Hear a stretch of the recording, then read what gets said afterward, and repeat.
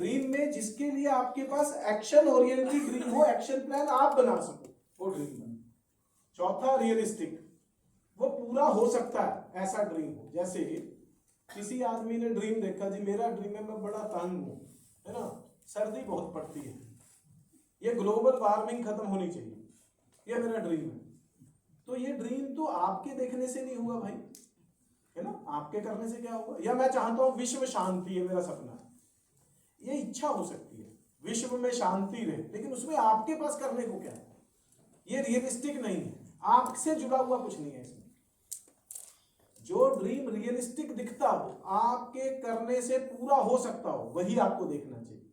और आखिरी एक उसमें डेट तो डालनी पड़ेगी, है ना। एक आदमी ने ड्रीम देखा कार, कौन सी डिसाइड कर ली, आल्टो, कौन सी एलेक्साई, कलर ब्लैक, सब फाइनल हो गया। कितने पैसे चाहिए इसके लिए, 7 लाख रुपया।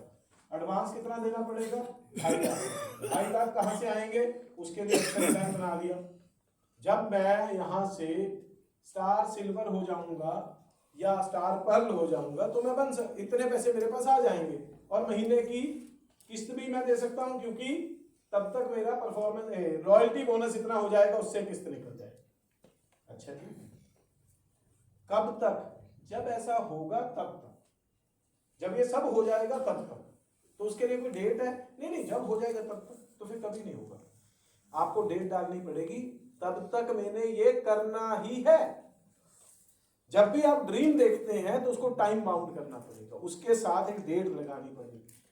डेट आपके लिए अर्जेंसी क्रिएट करती है, डेट आपको डिसिप्लिन्ड बनाती है, डेट आपको बार बार चीजों को पोस्टपोन करने से रोकती है ना। जब डेट लगा देंगे, डेट नजदीक आ रही है, काम करना पड़ेगा। डेट आपको एक्शन ओरिएंटेड बनाती है, जब तक डेट नहीं लगेगी तब तक वो ड्रीम स्मार्ट ड्रीम नहीं होगा। तो ये 5 चीजें उसमें डालनी है।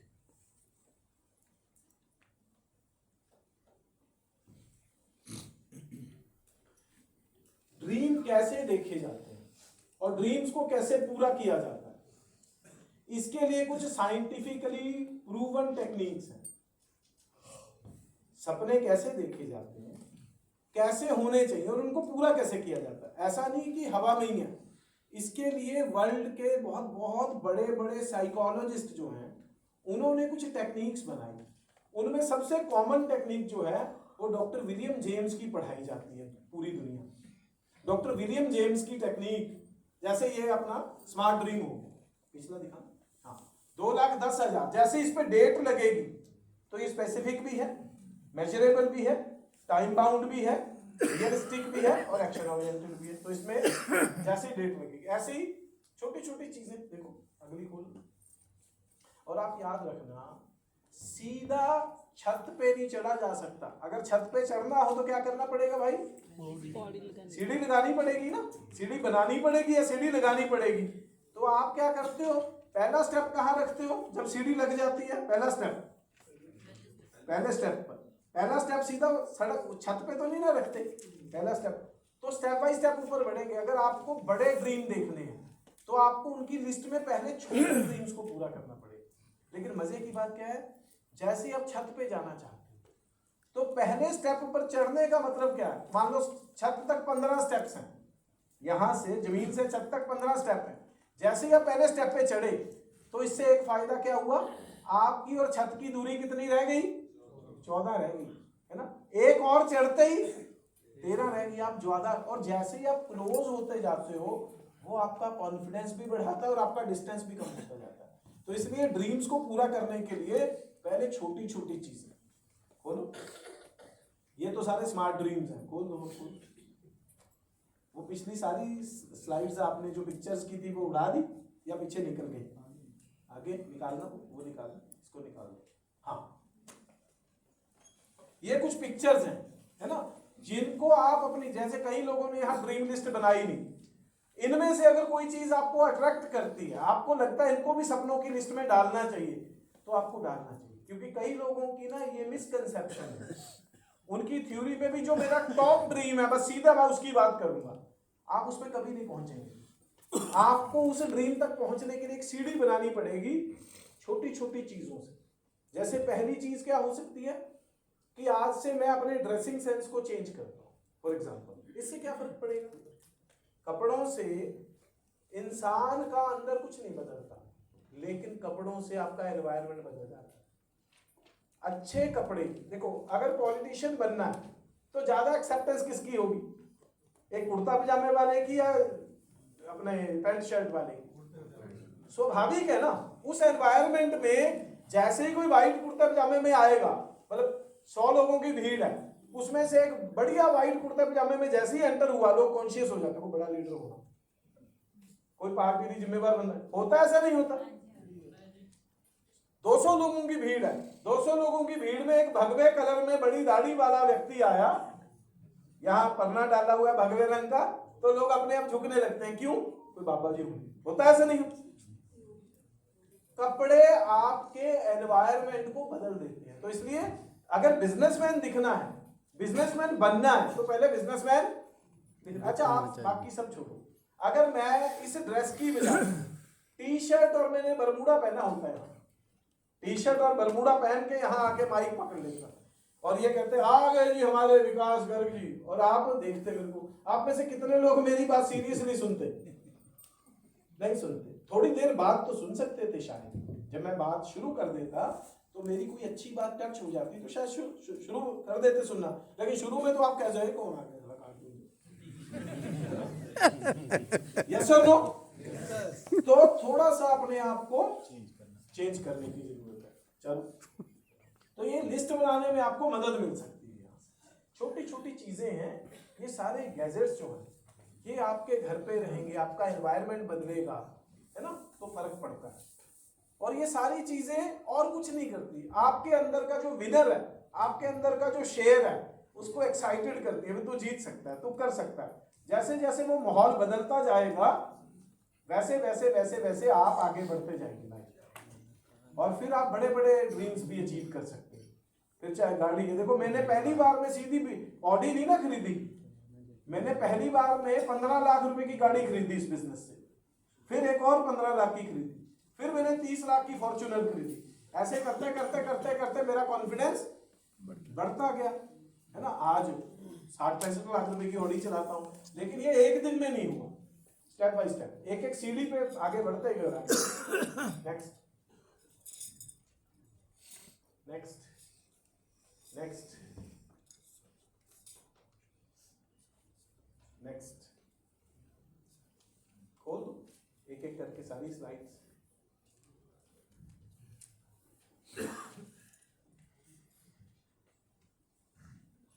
ये आपको आपकी ड्रीम लिस्ट बनाने में मदद कर सकती हैं ये पिक्चर्स, इसलिए ये पिक्चर्स दिखा रहे हैं। जब आप अपनी सपनों की लिस्ट बनाएं तो इन सब चीजों को जोड़ते जाएं, जोड़ते जाएं, जोड़ते जाएं, धीरे धीरे धीरे धीरे इनके लिए काम करते जाएं, एक्शन प्लान बना के आप आगे बढ़ते जाएंगे।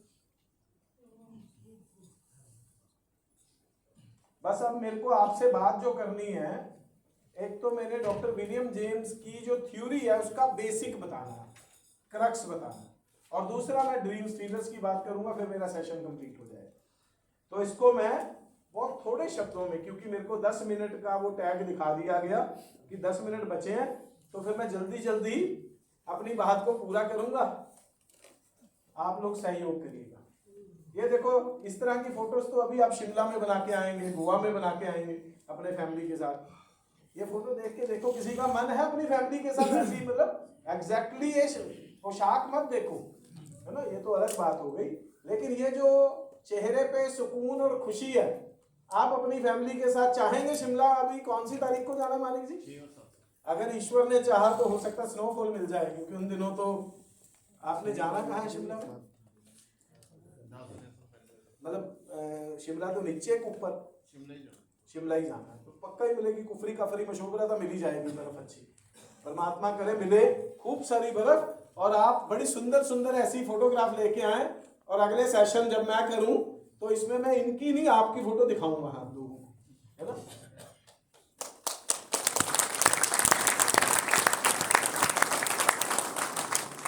डॉक्टर विलियम जेम्स बोलते हैं हर चीज 2 बार बनती है। थोड़ा सा ध्यान से सुनिएगा, ये थोड़ी टेक्निकल बात है। हर चीज दो बार बनती है, पहले इंसान के दिमाग में बनती है, फिर रियलिटी में। ठीक है, पिछले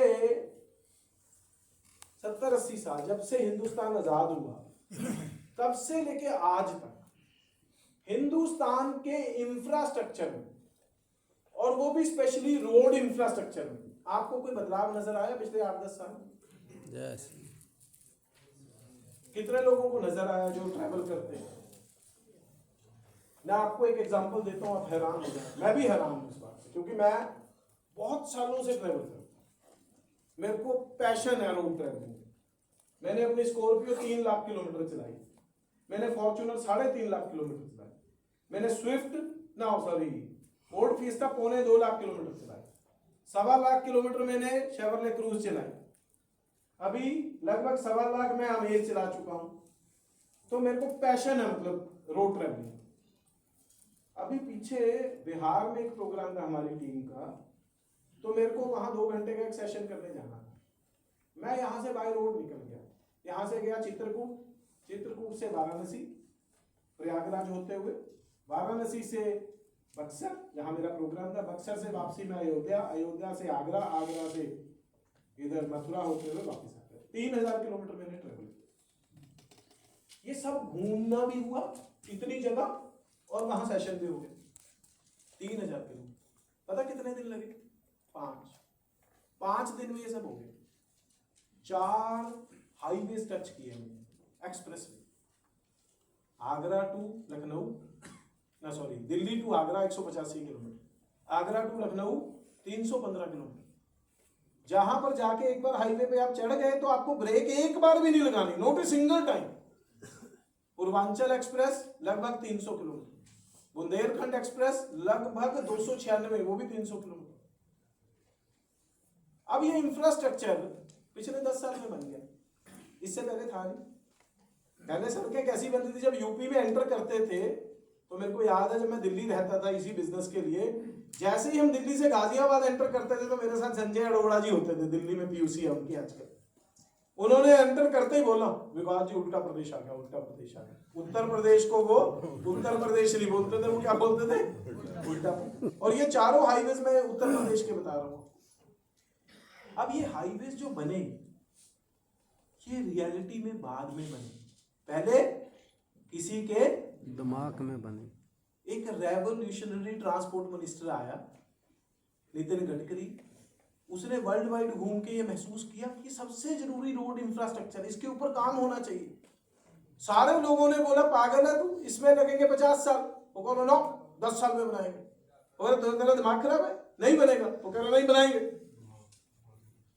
दिल्ली से बॉम्बे 1400 किलोमीटर 12 घंटे में, 1400 किलोमीटर कितने घंटे में? 12। और लगभग 90% काम पूरा हो गया, 90% पूरा हो चुका काम। ये कभी किसी ने कल्पना की थी? इसका मतलब बड़े से बड़ा काम हो सकता है अगर आपके दिमाग में बैठ जाए।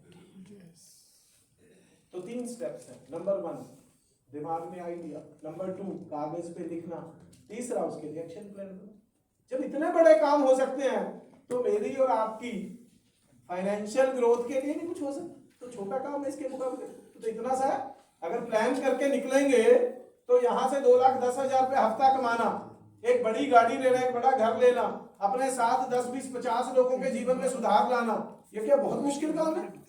नहीं है। स्टेप बाय स्टेप करना पड़ेगा। जो आइडिया आपके दिमाग में है उसको कागज पे उतारिए, उसके हिसाब से एक्शन प्लान बनाइए।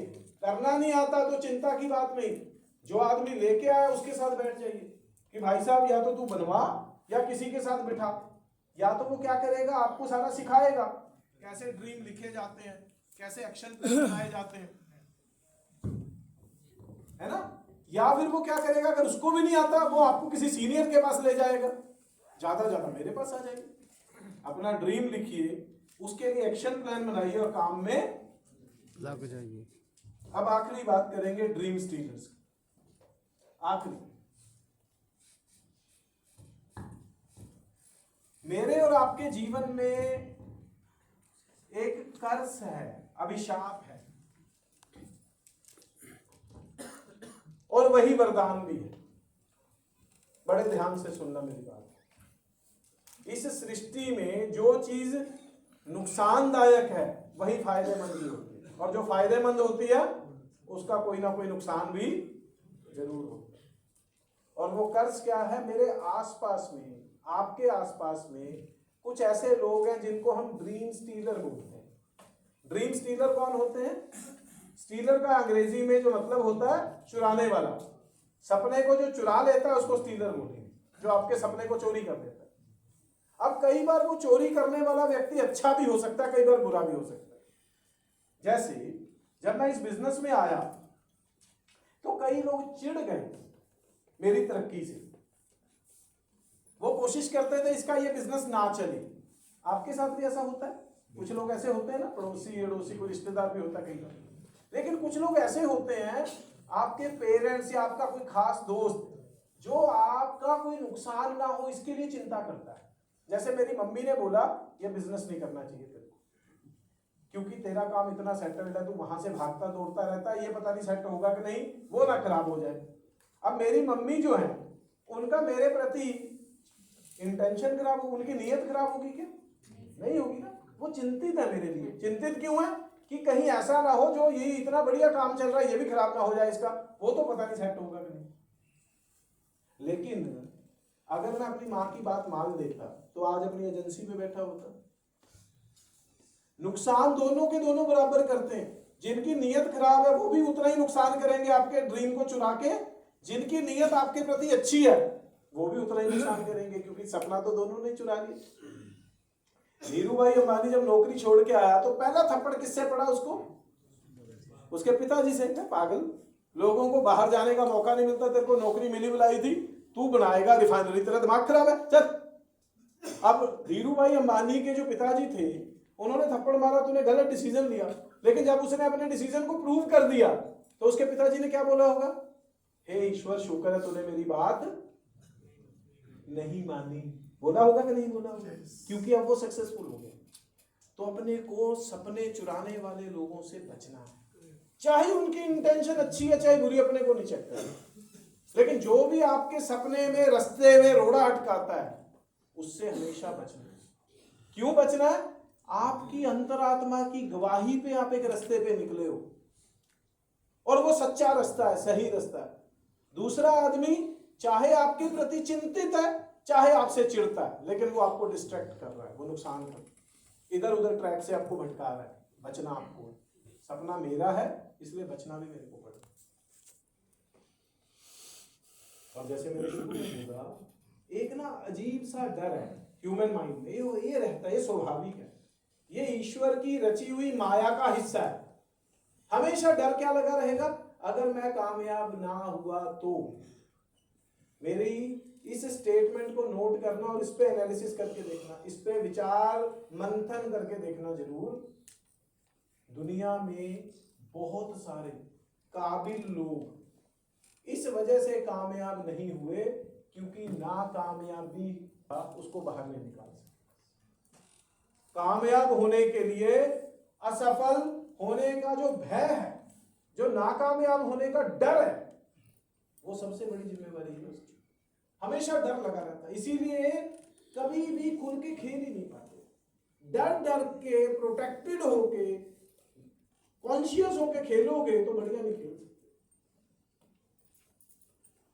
सबसे अच्छे बल्लेबाज जो होते हैं क्रिकेट में, जो सबसे अच्छे बैट्समैन होते हैं, वो होते हैं जिनको आउट होने का डर, जो आउट होने के डर से खेलते हैं, वो अपना नेचुरल शॉट कभी भी खेल नहीं पाते। जिनको ये लगता है कहीं आउट ना हो जाऊं, फिर वो प्रोटेक्ट करके खेलेंगे, हमेशा कॉन्शियस होकर खेलेंगे, बढ़िया नहीं खेल सकते। क्या मैं सही बोल रहा हूँ, गलत बोल रहा हूँ? तो इसलिए ये नाकामयाब होने का डर निकाल। और जिन लोगों के बीच में आप रहते हो उनका आपके माइंड पे असर होता है, तो इसलिए अपनी कंपनी को बदलो। ऐसे लोगों के बीच में रहना बंद करो जो ज्यादातर चीजों के लिए नो बोलते हैं। Your company determines your destiny. आप जितनी मर्जी इम्यूनिटी अच्छी है, आप कहो मेरी सेहत को कुछ नहीं होता, मैं बड़ा स्ट्रॉन्ग हूं, जो भी सारा दिन अगर बीमारों में रहोगे तो उसके वायरस का, उसके इन्फेक्शन का असर आपके ऊपर आएगा। ये स्वाभाविक है, ये नेचुरल है। इसलिए उन लोगों के बीच में रहना शुरू करो जो कामयाबी के पीछे दीवाने हैं, भागना चाहते हैं, जीवन में कुछ करना चाहते हैं, कुछ पाना चाहते हैं, पाने के लिए कुछ भी कर गुजरने को तैयार हैं। उनको अपना दोस्त बनाओ, उनके बीच में रहो। उन लोगों के बीच में मत रहो जो हर एक चीज में कहते ना बनना नहीं अपना, आप पता गलत देश च पैदा हो गए, आप गलत शहर च पैदा हो गए, अपनी जिंदगी च कोई खुशी नहीं, अपना कुछ नहीं बनना। जो ऐसे लोग 24 घंटे मायूसी क्रिएट करते हैं, उनके आसपास मत रहो। ये डेंजर है आपके जीवन के लिए। काबिल आदमी भी कई बार ऐसे लोगों के बीच में घिर के अपनी काबिलियत की जर्नी को, अपनी सक्सेस की जर्नी को छोड़ देता है। तो बचो उनसे। और नो तो देखो हर काम में मिलती है ना। एक बार जोर से बोलो नो। ऐसे नहीं जैसे यस बोल रहे थे उससे ज्यादा जोर लगा के बोलो नो। पूरा मेरे को अभी नहीं, मजा नहीं आया। सारे तैयार हो, देखो एक मजेदार बात करते हैं। सारे हम तैयार होके बैठो और पीछे हाथ लेके जाओ। ऐसे मेरे मुंह पे ना फेंक के मारो नो, जितना जोर लगता है। एक बार और मारो, एक बार और मारो, भाड़ में जाओ। क्या फर्क पड़ता आप बताओ, है जी? जितने लोग आपको नो बोले जीवन में, उनको बोलो बहुत बहुत धन्यवाद। अंदर से आवाज क्या है? समझ गए मेरी बात? जब भी कोई नो बोले, मुंह पे नहीं बोलना, भाड़ में जाओ। हाँ, उसको बोलो थैंक यू यार, है ना, बहुत बढ़िया, तूने मेरी बात सुनी, यही तेरा शुक्रिया। और अंदर ही अंदर क्या बोल, तेरी किस्मत में नहीं है तो मैं क्या करूं, आगरे को देख लूंगा। जिस आदमी का एटीट्यूड ये है कि मैंने अपने जीवन में सफलता के लिए कुछ लोग ढूंढने हैं और मैं ढूंढ ही लूंगा, किसी की यस और नो पे मेरी सफलता डिपेंड नहीं करती, वो निकल जाए, वो निकल जाए। और जिस आदमी के ऊपर किसी की नो का असर होता है वो मर जाएगा कभी। और आप याद रखिएगा, जिंदगी में ज्यादा कामयाब कौन होगा? जिसने ज्यादा नो सही। छोटी कामयाबी के लिए कम नो सहनी पड़ेगी, बड़ी कामयाबी के लिए। हिंदुस्तान की इंडिपेंडेंस के बाद की जितनी भी सरकारें बनी हैं, आप इस आदमी से खुश हो सकते हो, आप इस आदमी से चिढ़ सकते हो, दुखी हो सकते हो, कोई उसकी फेवर में है, कोई उसकी फेवर में नहीं है। लेकिन पूरी दुनिया में अगर हिंदुस्तान का कोई लीडर जिसका सबसे ज्यादा डंका बजा, वो नरेंद्र मोदी। और लेकिन आप एक चीज देखो, इससे ज्यादा नो पॉलिटिकल हिस्ट्री में हिंदुस्तान में किसी ने भी नहीं सुना। आज भी कितनी नो सुनने को मिली, स्पेशली हमारे पंजाब से। सबसे ज्यादा नेगेटिविटी तो मोदी को हमारा पंजाब देता है।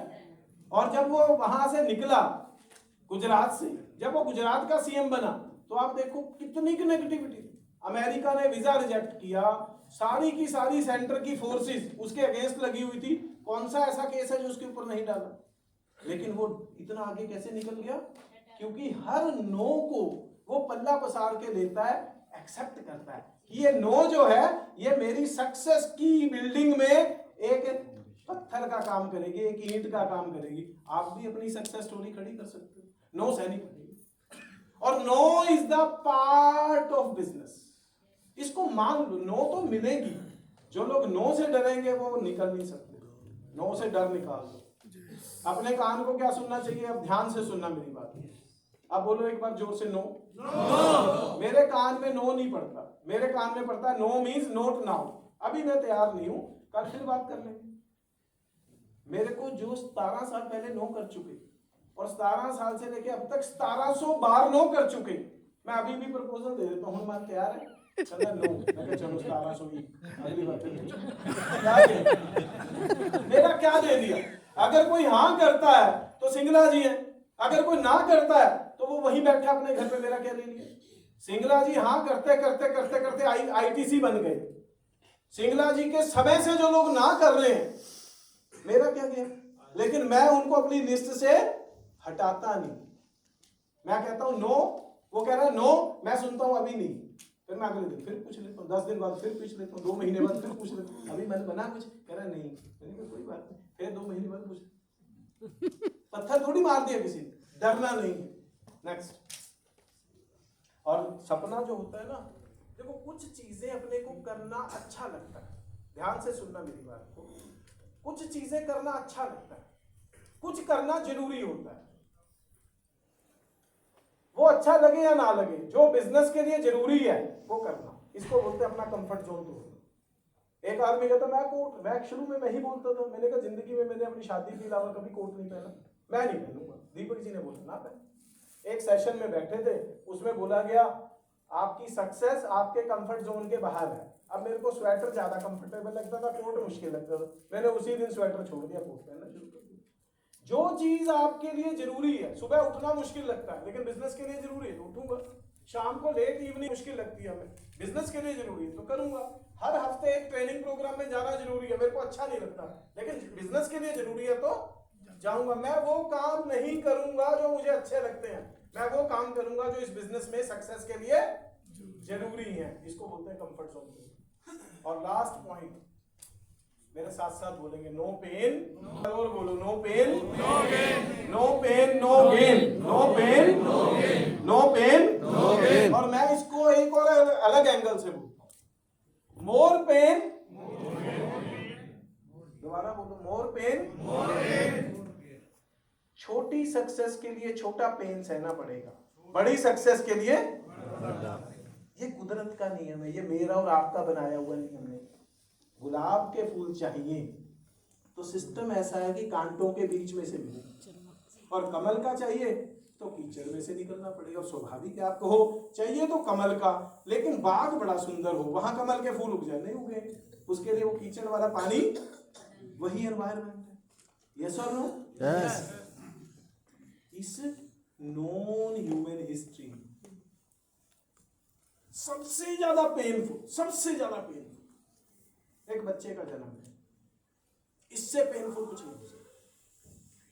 मेडिकल साइंस ये बोलती है जब एक स्त्री एक बच्चे को जन्म देती है, या स्त्री ना बोलूं माँ एक बच्चे को जन्म देती है, तो उसको उतना दर्द होता है जितना 21 हड्डियां एक साथ टूटने पे होता है। और ये माँ को पता क्यों मिला दर्द? क्योंकि मेल यानी मर्द इस दर्द को सहने के काबिल नहीं है, इतना उसका शरीर दर्द सह नहीं सकता, वो मर जाए, इसलिए मां को ये दर्द।